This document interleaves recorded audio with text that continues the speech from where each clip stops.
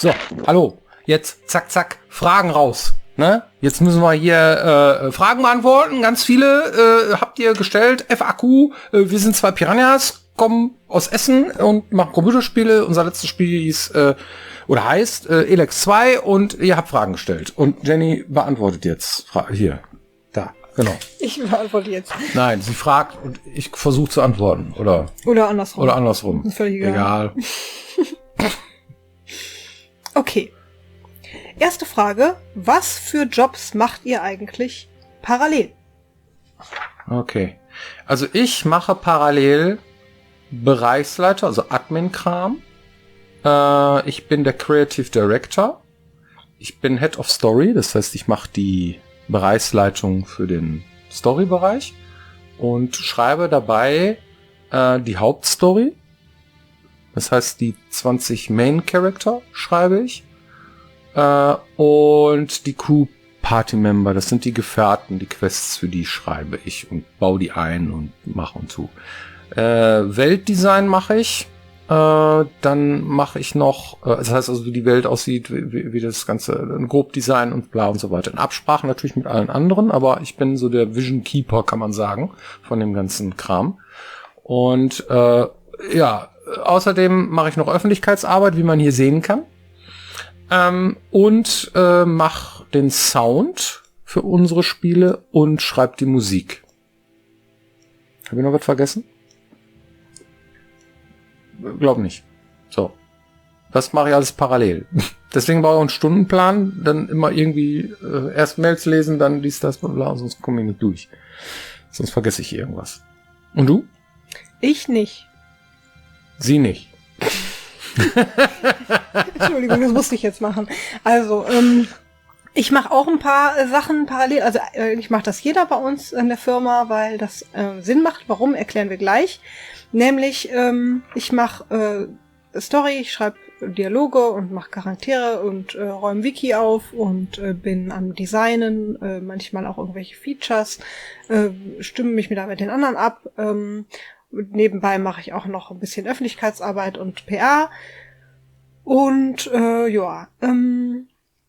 das geht ja alles gar nicht gleichzeitig, sagt ihr dann. Da sagen wir, stimmt, weil wir machen das ja auch nicht alles gleichzeitig, sondern wir machen das halt so verschoben, je nach Projektphase. In verschiedenen Phasen, richtig. Genau, denn etwas, was bei Piranha Bytes schon sehr spezifisch ist, dass wir recht lange brauchen, bis ein Spiel auf den Markt kommt, also mehrere Jahre in der Entwicklung. Es gibt auch Spieleproduktionsfirmen, die brauchen zum Beispiel nur ein halbes Jahr für ein Spiel, aber das ist dann nicht so eine Art Spiel, wie wir machen, sondern ein anderes. Und wir durchlaufen halt diese unterschiedlichen Phasen. Ne? Es gibt Phasen, da sind zum Beispiel die Sprachaufnahmen, die brauchen mehrere Monate, dann kümmern wir uns darum, dass das alles funktioniert. Dann gibt es Phasen, in denen gucken wir, dass gerade Fehler aus dem Spiel rauskommen und sind ganz viel am Spielen und Testen. Dann gibt es Phasen, in denen sind wir viel am Designen, dann gibt es Phasen, in denen sind wir viel am Schreiben und so weiter. Also natürlich überlappen sich die unterschiedlichen Themenbereiche. Man kann ja nicht immer kreativ sein. Darum gucken wir immer, dass wir eine Fleißaufgabe mit einer kreativen Aufgabe vielleicht nebeneinander haben, damit die sich so ein bisschen ergänzen. Weil wenn man manchmal irgendwie versucht, Kreativität zu erzwingen, dann ist das schwierig. Also muss dann eine Fleißaufgabe her, die man machen kann, wenn gerade der Kopf platzt.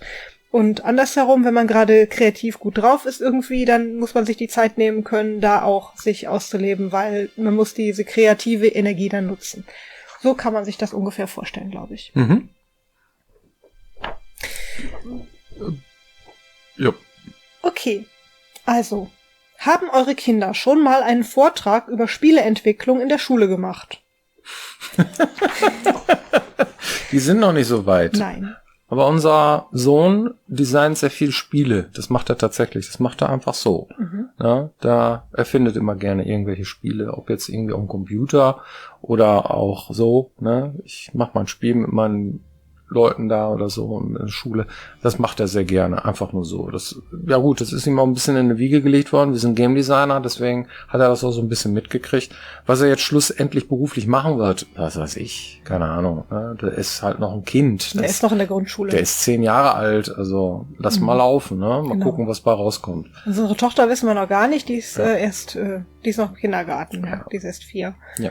Insofern erstmal reinwachsen, ne? Die weiß zum Beispiel noch gar nicht richtig, was wir da eigentlich machen. Also sie weiß das schon, aber das ist eigentlich noch gar nicht so spannend in dem Alter. Ja. Wechselt ihr zukünftig auf eine andere Engine?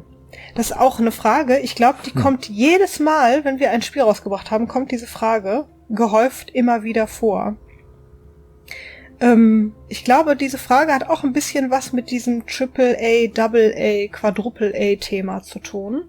Dass Leute annehmen, etwas, was gerade State of the Art ist. Momentan ist, glaube ich, ziemlich on vogue die Unreal Engine, kann man sagen. Also Unity kann auch einiges, ne? Aber Unreal ist momentan der heiße Scheiß, würde ich sagen. Dann guckt Saurons Auge drauf und sagt, es wäre das nicht das Beste. Ja, das mit der Engine ist halt immer so eine Sache. Wir haben tatsächlich immer wieder weiter gearbeitet mit unserer Engine und haben die auch immer wieder aufgebrezelt. Und es ist auch immer sehr schwierig zu gucken, was in 4 Jahren, wenn man anfängt, irgendwie am Ende des Tages dann dabei rauskommt und so weiter. Und jetzt ist gerade die neue Engine Unreal rausgekommen. Und die kann natürlich auch eine ganze Menge. Und gucken wir mal, wie viele Spiele das tatsächlich dann auch bedienen und auch hinkriegen, dann mit denen auch tolle Spiele zu machen. Da bin ich auch schon sehr gespannt drauf, diese ganzen Dinge, die da jetzt noch kommen, die tollen grafischen Sachen. Warum haben wir das nie gemacht? Es gibt viele Gründe, warum wir unsere Engine bisher immer verwendet haben. Das hat halt pragmatische Gründe gehabt, ne? Und auch Lizenzgründe hatte das und so, Kostengründe, weil Unreal ist auch nicht umsonst, wenn man ein Spiel macht und solche Dinge, ne? Das spielt ja auch noch mit rein. Macht ja auch Sinn, ne? Sowas zu machen und so weiter. Aber das machen jetzt nicht alle. Es gibt auch sehr viele große Teams, ja? Sehr viele, die eigene Engines produzieren, ne? Und die müssen auch immer abwägen, ob sie jetzt irgendwie so einen Drittanbieter benutzen oder ob sie eine eigene Engine verwenden. Das könnt ihr ja nachlesen. Ihr wisst ja, welche großen Blockbuster-Spiele tatsächlich auch eigene Engines verwenden. Und das sind nicht wenige, ne? Und das muss man immer gucken. Wo ist die Prämisse? Was genau möchte man damit erreichen? Welchen grafischen Standard möchte man festlegen und so weiter. Und wir sind vor 4 Jahren angefangen, mit Elex 2 beispielsweise. Da gab es diese ganzen geilen Sachen noch nicht, die da jetzt momentan rumkursieren. Und wir sind ein Team von 35 Leuten und das ist das Ergebnis, was dabei rausgekommen ist. Und schauen wir mal, was wir in 4 Jahren machen. Wir sind ja auch größer geworden. Das ist richtig, ja. Die nächste Frage lautet, Björn hat mal in einem eurer Videos erwähnt, dass ihr die Geografie eures Levels mit Hatemaps erstellt.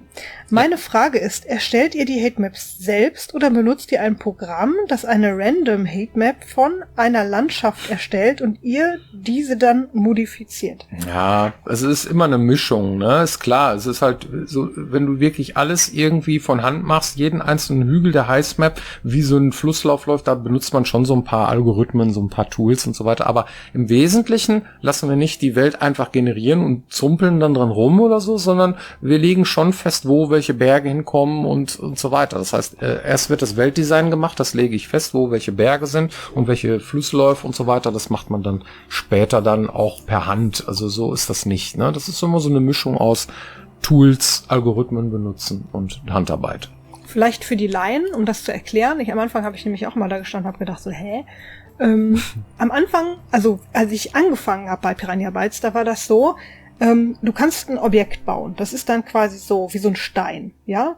Und du kannst auch zum Beispiel Boden bauen. Du kannst irgendwie Baum bauen und irgendwas halt, was da im Level ist, kannst du bauen. Und diese Sachen, das sind dann alles quasi Objekte und die werden dann ineinander gesteckt und somit kannst du dir dann quasi ein Level bauen.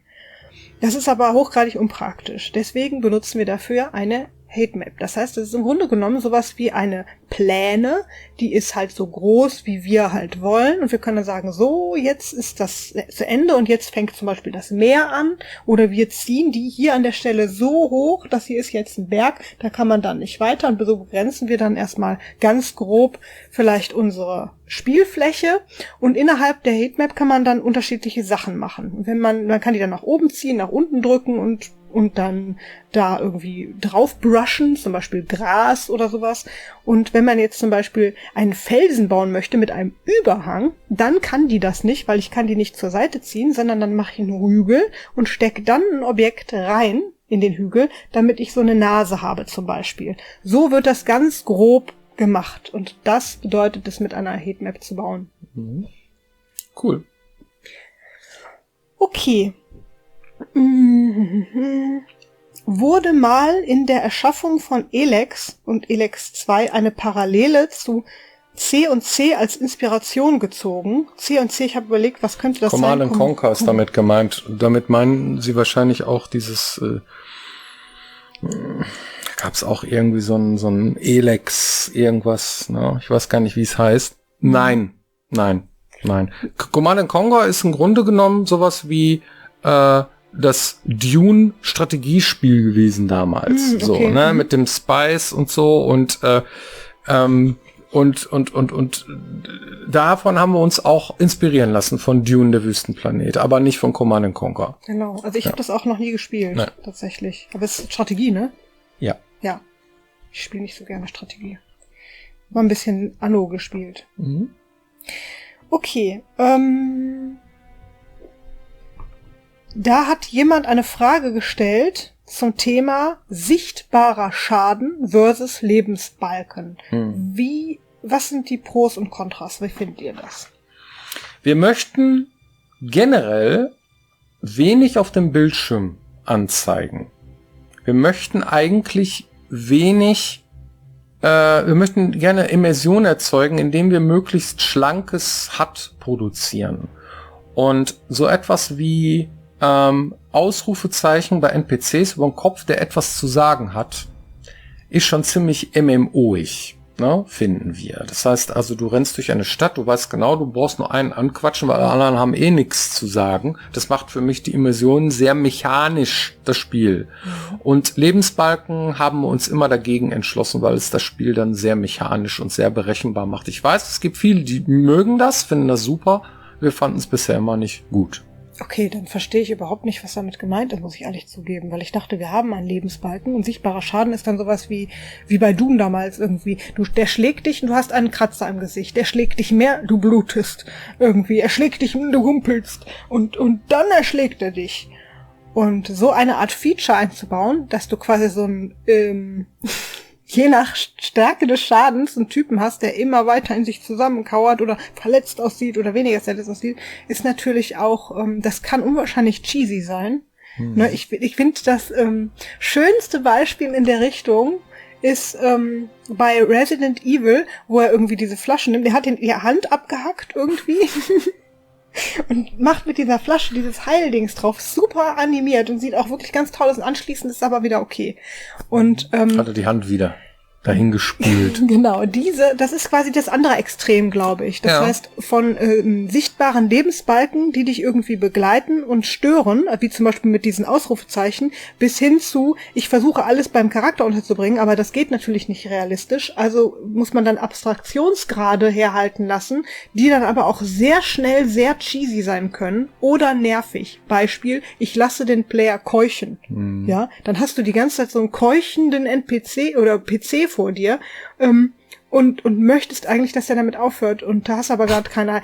Also es gibt ja sehr viele Ideen, wie man da was machen kann und wir haben immer versucht mit unserer Art des Lebensbalkens, sag ich mal, möglichst nicht störend, so wie Björn das halt gerade erklärt hat, das Spielgeschehen zu begleiten, so dass du quasi verstehst, aha, alles klar, ich muss jetzt langsam was trinken und mich heilen, aber ich nehme jetzt auch nicht unangenehm Einfluss auf den Spieler. Und, Gibt ja auch so Spiele wie Dead Space, wo man diese HUD-Anzeigen auf der Figur drauf hat. Ne? Zum Beispiel die Stase kannst du da ablesen oder die Lebensenergie oder ich glaube sogar irgendwie die Rüstung oder irgendwie so, aber ich glaube, das ist dasselbe wie Lebensenergie bei dem Spiel. Ja. Das ist natürlich cool, aber es war super aufwendig und hin und her und so und dann bei verschiedenen Rüstungen, weil der hat auch verschiedene, aber die sehen recht ähnlich aus und hat dann irgendwie so, ach ja, kann man alles machen. Haben wir uns bisher noch nicht durchgerungen, so etwas zu tun, weil es halt sehr viel Aufwand war und wir haben uns lieber auf andere Sachen konzentriert und unsere Arbeitszeit in Dinge gesteckt, die wir für wichtig hielten. So kann man das formulieren. Ja. Genau. Und dieser Lebensbalken, den wir da momentan drin haben, der hat ja auch irgendwie schon ein bisschen Tradition. Ne? Das ist richtig, ja. Okay. Warum verschwinden eigentlich manchmal Features aus dem Spiel, die es beim Vorgänger noch gegeben hat? Tja, weil wir sie halt immer wieder bauen müssen und diese auch mal kaputt gehen und dass wir auch Designs ändern und dann fallen halt einige Features dem zum Opfer. So ist das. Mal ein fiktives Beispiel, was wir nicht machen werden. Aber stellt euch mal vor, wir würden Items mit Gewicht versehen. Ja? Dann ist das einfach ein komplett anderes Spiel. Dann würden die Laufwege anders sein. Man würde viel öfter zu Händlern zurückkehren. Man müsste die Händlers anders aufstellen, ne? Und müsste dann darauf achten, dass man das Spiel nicht irgendwie tot fährt. Ja, und dann muss man auch mehr darauf achten, wie die Items verteilt sind. Wenn man jetzt Gewicht dran machen würde, dürfte man das Spiel jetzt nicht einfach so ummodeln, sagen, okay, jetzt haben die auf einmal Gewicht und so, sondern dann müsste man das neu verteilen, das Spiel. Da müsste man halt gucken, wo hat man Längen im Spiel, ne? Wo ist es irgendwie cool und wo ist es nicht cool und dann ist das Inventar auch meistens dann kleiner und die Anzeige des Gewichts muss irgendwo hin, das heißt, Dinge, die man miteinander vergleicht und so, das heißt, das HUD muss nochmal überarbeitet, das hat einfach Konsequenzen, nur allein, weil man Gewicht an Items macht und dann kann das schon mal sein, dass das eine oder andere Feature dem zum Opfer fällt, weil wir halt mal was ausprobieren wollen und dieses Feature dann es nicht geschafft hat, reinzukriegen. Aktiv Sachen brauchen wir nicht mehr, machen wir eigentlich selten, weil wenn wir was erarbeitet haben, ist es auch meistens cool und versuchen wir wieder reinzukriegen. Na? Und das ist halt manchmal haben wir uns dann dagegen entschlossen. Und dann gucken wir auch, wie es dann bei euch ankommt und wenn genug Leute es doof finden oder es richtig störend finden, dann denken wir auch noch drüber nach, das nochmal wieder reinzubringen oder so. Da gibt's auch ein Beispiel. Und zwar hatten wir mal ausgebaut, dass die Waffen, die man verliert als Charakter, dass man die aufsammeln kann. Hatten wir sehr lange. Ich glaube, die ganze Risen-Reihe ging das nicht. Aber auch, ne? ja. Und da haben wir jetzt bei Elex 2 tatsächlich umgesetzt, dass wenn NPCs ihre Waffe verlieren, dass ich die dann auch aufsammeln kann und auch verkaufen kann. Das ballert ja aber komplett ins Tuning, ne? Weil die Dinger super wertvoll sind und damit finanzierst du dann auch deine nächsten Heiltränke und das hat halt einen Impact ohne Ende. So, ja. Und damals bei Gothic hatten die Dinger 1 Goldmünzenwert oder so, ja, weil wir da so viele von verteilt haben. Und wir fanden es auch gut, dass die Sachen aufgesammelt werden, weil je weniger im Level war, desto kleiner und schlanker war das Safe Game. War so ein Nebeneffekt, ja. Ne? Deswegen war es cool, wenn man die Sachen nicht hat liegen lassen, sondern halt mitgenommen hat. Dann konnte man auch schneller laden und safen. So war die Engine damals. Heute ist das nicht so wichtig, solche Effekte, aber damals fanden wir es schon super. Also das war, glaube ich, auch einer der Gründe mit, warum wir das gemacht haben. Ja, dass man Sachen aufsammeln, alles, was rumliegt, halt einen Wert hat, damit der Spieler es auch aufsammelt und nicht liegen lässt. Ne? Ja, so, da war einer sehr glücklich und schreibt über die Musik. Sie blendet fließend von einem Thema in das andere über und wirkt sehr passend. Welche Tools und Mechanismen benutzt ihr, um das umzusetzen? Okay. Da kommt noch eine nach, aber gern. Okay, also Mechanismus ganz einfach. Es sind 2 Musikstücke. Das eine ist das Kampfthema und das andere ist das Ambient-Thema. Die sind eng miteinander verwandt. Ja, das heißt, das eine ist genauso lang wie das andere und das eine ist ein Derivat vom anderen. Und es wird halt ineinander übergeblendet, je nachdem, in welcher Situation du dich befindest. Oder wenn es Nacht wird, dann gibt es ein Ambient-Nacht-Thema zum Beispiel. So. Ja, und das heißt, das ist dann ein fließender Übergang. Das heißt, wenn der Kampf losgeht, dann wird von dem einen Musikstück ins andere übergeblendet und die sind immer gleichzeitig im Speicher und laufen auch gleichzeitig. So ist die Technik gemacht, dass eine Kampfmusik auch immer zur Ambient-Musik passt, weil es dasselbe Musikstück ist, nur die Kampfversion davon. So einfach ist das. Und weiter, mit welchen Tools wurden sie komponiert und aufgenommen? Ich benutze Cubase, Native Instruments und auch noch diverse andere Dinge am Computer. Also das heißt, ich komponiere am Keyboard am Computer und setze die Sachen um. Ja, manchmal auch ein Instrument, aber kommt selten vor. Hängen ein paar Sachen, die ich auch ab und zu mal benutze, aber meistens das Erstgenannte.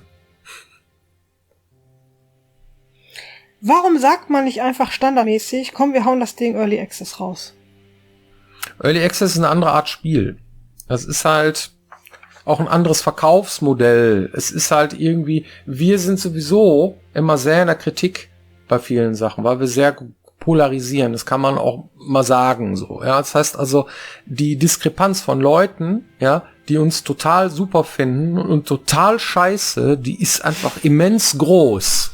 Ja, es gibt halt Menschen, die regen sich tierisch über uns auf, warum auch immer, ich habe keine Ahnung, ja. Und das ist halt irgendwie gerade in so einer Early Access Phase kann man sowas eigentlich gar nicht so gebrauchen. Da braucht man konstruktive Mitarbeit. Und die dann, also das heißt, diese Stressphase nach Release dann auch noch irgendwie zu verlängern in so einem Early Access, finde ich als Entwickler ganz einfach unangenehm. So, ja. Wir arbeiten unheimlich viel mit euch auch zusammen und auch unheimlich viel mit Feedback, mit Fokusgruppentests, dass wir Leuten das Spiel zeigen. Das machen wir sehr, sehr, sehr häufig. Aber eben nicht der breiten Menge der Menschen in einem Early Access. Das würde auf der einen Seite Spiel natürlich besser testbar machen und man würde so ein direktes Feedback kriegen, was cool ist und was nicht cool ist und so weiter. Aber ich glaube, das haben wir eh schon getan, ja, im Vorfeld. Sehr viele Leute drüber schauen lassen und das Feedback und so. Und das ist halt so, wie es ist. Könnt ihr auch selber beurteilen, ob das okay ist oder nicht, so wie es jetzt momentan ist. Aber ein Early Access ist auch ein ganz anderes Modell, wie man ein Spiel baut. Early Access macht man normalerweise, klassischerweise, weil man während der Entwicklung schon mal Geld braucht, um es weiterentwickeln zu können. Mhm. Und weil wir stets mit einem Publisher, mit einem Geldgeber immer zusammengearbeitet haben, war das bei uns nie notwendig. Wir mussten halt unserem Geldgeber, also dem Publisher, gefallen und dessen Milestones erfüllen, dass er unser Spiel dann auch auf den Markt bringt. Und so ein Early Access war auch schon mal im Gespräch, diverse Male und so weiter, haben wir uns aber immer dagegen entschieden. Ich glaube, wir sind nicht geeignet für diese Art von Modell. Ich glaube, der Trugschluss liegt daran, dass man vielleicht so salopp glaubt, wenn man Early Access macht, dann kann ja keiner meckern. Das ist schon mal Quatsch. Ja.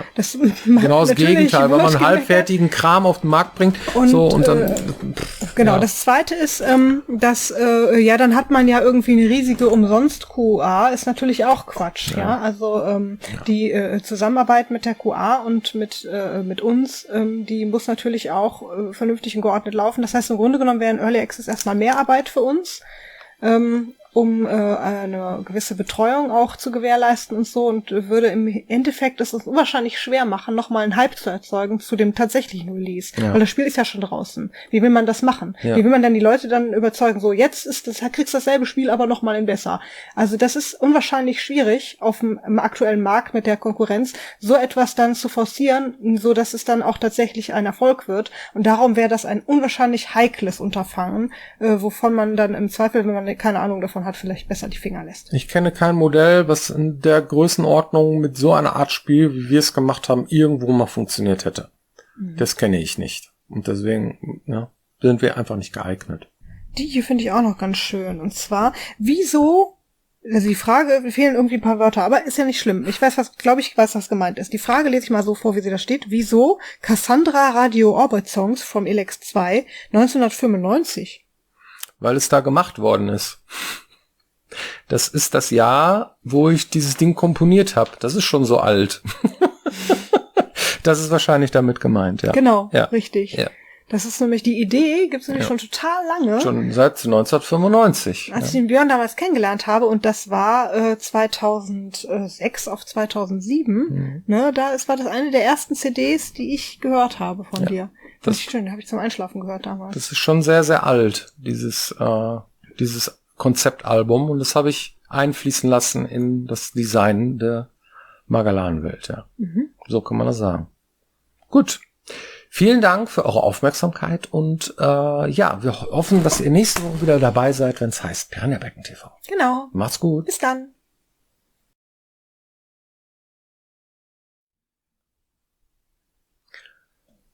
Jo, schön. Haben wir mal wieder geschafft. 5 Dinger hintereinander. Ganz schön anstrengend, ne? So am Stück. Mein Magen knurrt. Oh, dann müssen wir was essen.